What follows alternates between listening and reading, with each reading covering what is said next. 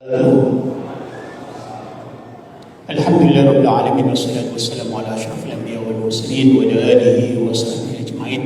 Allahumma taqabbal siyamana wa qiyamana wa ruku'ana wa sujudana wa tamim taqsirana. Allahumma rizqna lailatul qadar. Amma ba'd. Salah satu nama dari bulan Ramadan adalah Syahrul Quran. Ini semua kita tahu. Karenanya di dalam bulan mulia ini selain berpuasa, aktivitas yang penting sekali yang kita harus kerjakan, yang kita harus habiskan waktu kita adalah membaca Al-Quran.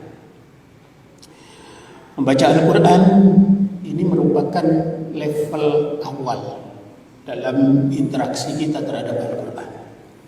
Itu artinya ada interaksi-interaksi yang lain, ada level lain dalam kita mendekati Al-Quran, utamanya di dalam bulan mulia yang tadi disebutkan sebagai Syahrul Quran. Level kedua setelah level pertama adalah tilawah, membaca Al-Quran. Yang membacanya ini nanti bisa kita lihat dalam dua sudut pandang. Bisa membaca, kita berusaha membaca dengan tartil, atau bisa juga kita membaca dengan tahsin, membaca dengan indah. Kalau tartil, membaca sesuai aturan-aturan dalam tajwid, sementara tahsin kita membaca sesuai bunyi yang nanti diatur oleh para ulama keindahannya.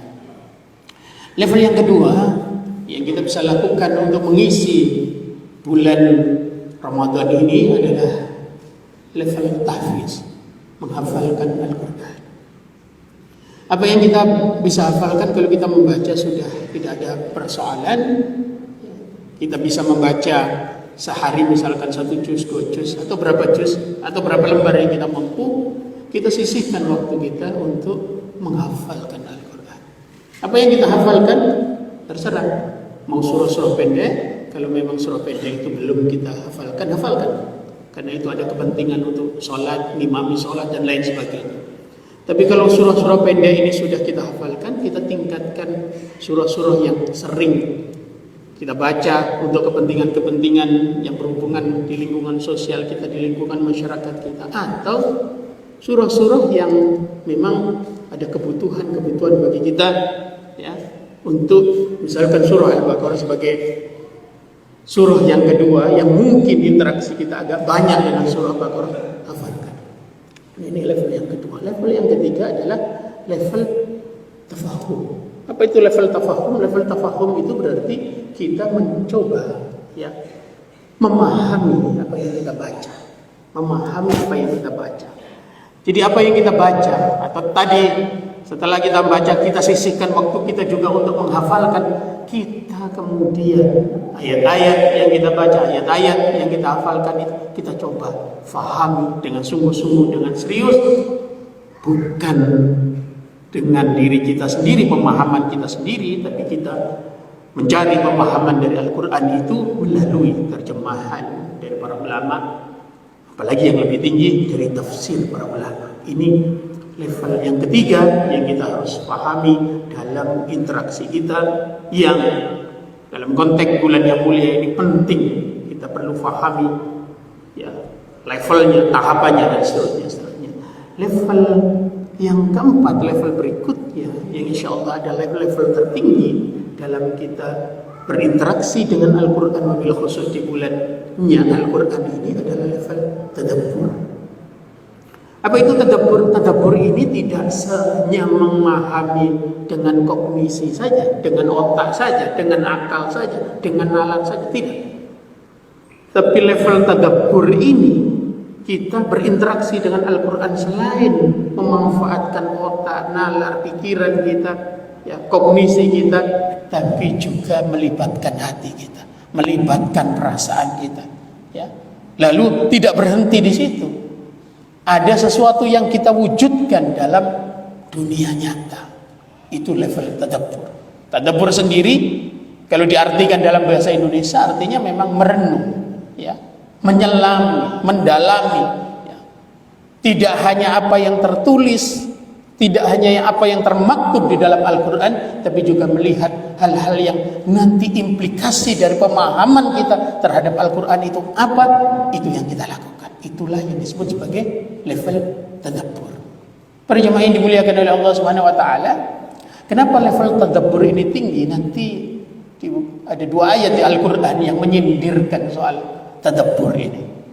Yang pertama di surah An-Nisa ayat 82. A'udzubillahi minasyaitonirrajim. Allah Subhanahu wa taala berfirman, "Afala yatadabbaruna al-Qur'ana walau kana min 'indi ghairillahi lawajadu fihi ikhtilafan katsira." Kata Allah Subhanahu wa taala, apakah lalu mereka tidak mentadabburi Al-Qur'an? Ini sindiran bagi kita semua. Ayatnya memang tidak secara langsung turun kepada kita, tetapi ayat ini pesannya harus kita fahami juga ditujukan untuk kita. Apakah mereka tidak mentadabburi Al-Quran, tidak menyelami Al-Quran? Walau kana min 'indi ghairillah, kalau Al-Quran itu bukan dari Allah Subhanahu wa taala, ciptaan manusia, ciptaan Rasulullah, katakan begitu, kata Al-Quran, lawajadu fihi ikhtilafan katsira, akan ditemukan banyak masalah, banyak pertentangan, banyak kontradiksi di dalam Al-Quran. Faktanya tidak. Maka kita ketika membaca Al-Quran dengan tadabbur, kita akan menemukan ilmu yang saling tertaut satu sama lain. Maka nanti ada yang disebut tafsirul Quran bil Quran, menafsirkan Al-Quran dengan Al-Quran, memahami ayat yang satu dengan ayat yang lain. Tidak ada kontradiksi. Karena Allah Subhanahu wa taala yang menurunkan kitab mulia yang bernama Al-Quran ini. Yang kedua, di Al-Quran yang menyitir, yang menyebut, yang menyinggung kata tadabbur sebagai bagian penting dari level interaksi kita terhadap Al-Quran adalah di surah Muhammad ayat 24. Allah Subhanahu wa taala berfirman, "Afala yatadabbaruna al-Qur'ana am ala qulubin aqfaluha." Kata Allah Subhanahu wa taala, apakah mereka tidak mentadabburi Al-Quran atau hati mereka memang tertutup? Ini hal yang kita perlu pahami. Dari 2 ayat yang menyinggung kata tadabbur ini, kita bisa simpulkan bahwa tadabbur itu memanfaatkan akal pikiran kita, nalar logika kita dalam memahami Al-Quran. Tapi tidak berhenti di situ, kita perlu melibatkan hati di dalam memahami Al-Quran. Maka orang yang memahami di level tadabbur itu ketika membaca satu ayat tidak berhenti dibaca begitu saja dari terjemahannya, dibaca begitu saja dari tafsir, tidak. Tapi dia akan berulang-ulang sampai kemudian ketemu titiknya. Oh, ini yang dimaksudkan oleh Allah Subhanahu wa taala. Oh, ini yang diinginkan oleh Allah Subhanahu wa taala berdasarkan penjelasan dari para ulama, para ahli tafsir soal ayat tersebut. Dan yang lebih penting dari itu semua, apa yang difahami, apa yang dirasakan itu kemudian diamalkan, dimanifestasikan dalam aksi nyata yang mewujud dalam kehidupan sosial kita, interaksi sosial kita di masyarakat. Disitulah pribadi kita menjadi pribadi Qur'ani, yang Qur'annya memberi dampak kepada orang-orang di sekitar kita. Ke kita tentu ada dampaknya. Kalau kita membaca ada dampaknya, kalau kita menghafal ada dampaknya, kalau kita memahami ada dampaknya. Tetapi kalau kita mentadabburi, itu dampaknya tidak hanya untuk kita, tapi juga untuk orang lain di sekitar kita. Para jemaah yang dimuliakan oleh Allah Subhanahu wa taala, sebagai contoh bagaimana cara memahami Al-Quran secara tadabburi. Karena sekarang para ulama mengenalkan istilah tafsir tadabburi, menafsirkan Al-Quran, memahami Al-Quran secara tadabbur. Contohnya, misalkan kita ambil surah Al-Fatihah. Ketika kita membaca Bismillahirrahmanirrahim, tidak hanya sekedar dengan menyebut nama Allah yang Maha Pengasih, Maha Pemurah, yang Maha Pengasih, Maha Penyayang, tidak berhenti di situ. Kita memahami dalam level tadabbur dengan cara kita di ayat itu, di Al-Fatihah, di ayat yang pertama itu kita diperintahkan oleh Allah Subhanahu wa taala bahwa dalam semua kegiatan kita, dalam semua aktivitas kita, kita harus selalu memulainya dengan menyebut nama Allah. Sebuah ahli tafsir menjelaskan Bismillahirrahmanirrahim itu dengan pendahuluan abda'u bismillah, abtadi'u bismillah, ya, aqra'u bismillah. Aku membaca dengan menyebut nama Allah, aku memulai dengan menyebut nama Allah, aku melakukan segala hal di muka bumi ini selama kita hidup dengan menyebut nama Allah. Artinya selama kita hidup selalu melibatkan Allah, selalu menyebut, ya, Allah Subhanahu wa taala sebagai tempat bersandar kita, sebagai as-samadnya kita. Lanjutannya yang penting kita perlu pahami Ar-Rahman Ar-Rahim. Kenapa Allah Subhanahu wa taala mendahulukan Ar-Rahman daripada Ar-Rahim? Ar-Rahman ini rahmatnya Allah Subhanahu wa taala yang diberikan kepada semua orang. Tidak peduli agamanya apa, tidak peduli orangnya taat atau tidak. Ya. Maka dalam mengikuti, dalam memahami secara tadabburi, kita perlu, ya, mengikuti apa yang menjadi akhlaknya Allah dalam salah satu Asmaul Husna, yaitu Ar-Rahman. Ya, kita mengasihi orang lain, tidak peduli tidak pandang bulu, tidak peduli agamanya apa, tidak peduli sukunya apa, tidak peduli, ya, latar belakang, ya, tidak peduli, ya, status sosialnya dan seterusnya. Itulah sifat Ar-Rahman. Secara tadabburi itu yang harus kita terapkan kalau kita membaca Al-Quran secara tadabbur. Lanjutannya Ar-Rahim. Ar-Rahim ini berbeda dengan Ar-Rahman. Ar-Rahim lebih spesifik kepada orang yang beriman, kepada sesama muslim, kepada sesama umatnya Rasulullah SAW, kepada sesama orang-orang yang meniti jalannya kebenaran. Kita harus memberikan prioritas kasih sayang yang berbeda dengan kasih sayang yang umum seperti dalam sifat Ar-Rahman. Allah punya Ar-Rahman, tapi Allah punya Ar-Rahim. Kita sayang kepada semua orang, tidak peduli, tidak pandang bulu, tapi kita juga harus memprioritaskan sayang kita kepada orang-orang yang seagama dengan kita, seiman dengan kita, sesama umatnya Rasulullah sallallahu alaihi wasallam. Bismillahirrahmanirrahim. Lanjutannya alhamdulillahirabbil alamin. Alhamdulillah.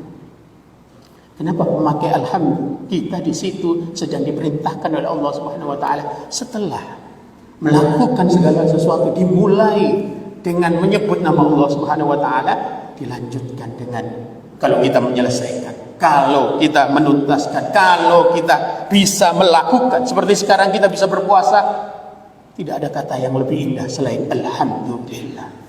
Alhamdulillah, kita memuji kepada Allah Subhanahu wa taala atas semua nikmat yang kita rasakan, dan dampak dari pujian itu adalah kita terus beribadah, mensyukuri kita bisa beribadah dengan cara kita terus beribadah lillah. Alhamdulillah itu pujian yang tertinggi dalam bahasa Arab. Ada as-sana, itu artinya juga pujian, tapi alhamdulillah lebih tinggi daripada as-sana. Maka yang dipakai alhamdulillah, bukan as-sana'u lillah. Kepada Allah, Allah di sini menjadi identitasnya Tuhan, yang menjadi Tuhan kita yaitu Allah. Tidak ada Tuhan lain selain Allah. Identitasnya disebutkan dengan kata Allah. Ar-Rahman Ar-Rahim penjelasannya yang tadi. Ya. Lalu kemudian ada Maliki Rabbil Alamin. Alhamdulillahi Rabbil Alamin sebelum Ar-Rahman Ar-Rahim.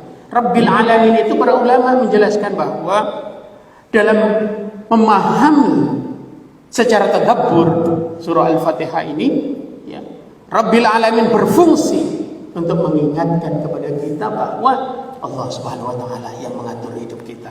Allah Subhanahu wa taala yang memperbaiki, ya, hal-hal yang kurang baik, yang menata hal-hal yang belum tertata, yang mengkoreksi hal-hal yang belum, ya, kita lakukan dengan sempurna, yang menyiapkan berbagai hal, yang menciptakan segala sesuatu. Maka redaksi yang dipakai oleh Allah Subhanahu wa taala ditaruh di pertama sebelum Ar-Rahman Ar-Rahim. Beda dengan bismillah, setelah Allah Ar-Rahman Ar-Rahim.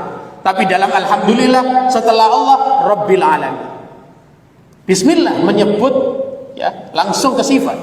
Tapi alhamdulillah memuji langsung kepada sesuatu yang konkret yang kita bisa ukur secara lahiri, ya, bahwa Allah Subhanahu wa taala yang Rabbil Alamin, yang mengatur alam semesta ini, termasuk diri kita. Diri kita ini semua diatur oleh Allah Subhanahu wa taala. Maka alhamdulillah. baru kemudian Ar-Rahman Ar-Rahim. Ar-Rahman Ar-Rahim di Alhamdulillah ini ya, fungsinya kita ya, menyediakan diri, menyiapkan diri, memasukkan, menginternalisasikan nilai ar-roja, harapan kepada Allah Subhanahu wa taala bahwa mungkin ibadah kita biasa-biasa saja. Mungkin puasa kita ya begitu saja, hanya pindah makan dari biasanya siang menjadi malam saja. Mungkin pindah tidur saja. Biasanya malam menjadi siang, biasanya malam menjadi subuh, ba'da subuh, mungkin hanya itu level kita. Tapi Allah Ar-Rahman Ar-Rahim. Kita yakin bahwa Allah Subhanahu wa taala ya, menerima ibadah kita. Kita berharap betul Allah Subhanahu wa taala menerima semua amal ibadah kita. Di Malik Yaumiddin para ulama menjelaskan secara tadabbur ya, maknanya adalah kita memahami bahwa Allah Subhanahu wa taala ini nanti yang menjadi raja, yang memiliki hari pembalasan. Apa maksudnya? Dalam konteks Maliki Yaumiddin ini kita harus pahami, kita harus sadari semua yang kita lakukan ada pertanggungjawabannya. Ya. Maka di sini yang harus kita tanamkan pada saat kita membaca Maliki Yaumiddin adalah rasa takut kepada Allah Subhanahu wa taala. Jangan-jangan ya, kita terlalu banyak tidak beribadahnya kepada Allah Subhanahu wa taala daripada beribadahnya. Jangan-jangan ketika kita beribadah kepada Allah Subhanahu wa taala, kita juga bermaksiat kepada Allah Subhanahu wa taala di waktu yang berbeda saja. Atau jangan-jangan ketika kita beribadah, ibadah kita itu tidak betul-betul kita sadari sebagai ibadah. Ibadah hanya menjadi kewajiban saja, tapi tidak kita sadari itu bagian penting dari hidup kita, itu kebutuhan kita. Ibadah kita masih belum ketahui hukumnya, fikihnya. Ibadah kita belum hadir hati kita dan seterusnya. Hati-hati, itu nanti ada pertanggungjawabannya. Belum lagi di aspek-aspek yang lain agar kita tertanam rasa khauf kepada Allah Subhanahu wa taala. Para jemaah yang dimuliakan oleh Allah Subhanahu wa taala, sedikit lagi iyyaka na'budu wa iyyaka nasta'in. Allah Subhanahu wa taala menekankan betul iyyaka na'budu, hanya kepadamu kami menyembah ya Allah, wa iyyaka nasta'in, hanya kepadamu kami meminta pertolongan. Kenapa tidak nasta'in didulukan daripada na'budu? Ini secara tadabbur yang nanti dijelaskan oleh para ulama. Karena para ulama, kalau kita ingin meminta tolong kepada Allah Subhanahu wa taala, na'budunya dibenari, ibadahnya dibenari. Jangan protes kepada Allah Subhanahu wa taala, permohonan kita, permintaan kita tidak dikabulkan oleh Allah Subhanahu wa taala, ibadah kita masih ada masalah. Ibadah kita belum sesuai dengan yang dikehendaki oleh Allah Subhanahu wa taala, maka na'budunya kita benahi baru nasta'in. Itu pun dalam na'budu kita diperintahkan oleh Allah Subhanahu wa taala di iyyaka na'budu itu mendahulukan iyyaka. Karena sebetulnya dalam bahasa Arab bisa redaksinya menjadi na'buduka, itu bisa. Tapi kenapa di Al-Fatihah iyyaka didulukan daripada na'budu? Ini menjelaskan kepada kita semua agar kita merenung bahwa penyembahan kita itu tidak ada yang lain, harus kepada Allah Subhanahu wa taala. Maka dalam salat yang diajarkan kepada kita, kalimat atau ungkapan yang paling banyak kita baca dalam salat adalah Allahu Akbar. Kita diperintahkan untuk mengakbarkan hanya Allah saja. Terakhir, para jemaah yang dimuliakan oleh Allah Subhanahu wa taala, ihdinas siratal mustaqim. Kita diperintahkan oleh Allah Subhanahu wa taala untuk selalu minta bimbingan dari Allah Subhanahu wa taala untuk mendapatkan jalan lurus, dibimbing, dituntun, diarahkan oleh Allah Subhanahu wa taala. Kenapa? Karena potensi kita itu bisa salah, bisa lupa. Ya. Bahasa Arabnya manusia itu adalah insan. Insan itu seakar kata dengan kata nasia. Jadi manusia ya, itu memang tempatnya salah, karena pada dasarnya manusia sendiri dari kata nasi yang artinya adalah lupa. Maka kita minta terus bimbingan dari Allah Subhanahu wa taala. Ihdinas siratal mustaqim. Ya, Rabbana la tuzigh qulubana ba'da idh hadaitana. Itu yang juga ada doa dalam Al-Qur'an yang kita diperintahkan, jangan sombong kita bisa sholat, jangan sombong kita bisa puasa, jangan sombong kita bisa zakat, jangan sombong kita bisa haji. Allah gelincirkan kita dalam 1 menit habis. la tuzigh qulubana ba'da idh hadaitana. Ya Allah, jangan palingkan hati kami, jangan goyahkan hati kami setelah Engkau beri petunjuk kepada kami. Ya, as-siratal mustaqim, sebagian ahli tafsir menjelaskan inilah jalan Islam, jalan ibadah, jalan hidayah, jalannya Rasulullah sallallahu alaihi wasallam. Ghairil maghdubi alaihim waladdallin. Bukan jalannya orang Yahudi. Para ahli tafsir umumnya menjelaskan itu. Siapa yang dimaksud di sini? Ya, apakah hanya orang Yahudi? Kata para ahli tafsir, wa man syabahu, termasuk orang-orang yang meniru gayanya orang Yahudi, yang punya kebiasaan berfikirnya orang Yahudi. Apa itu? Kata para ulama, mereka ini ya tarkul amal bil ilmi.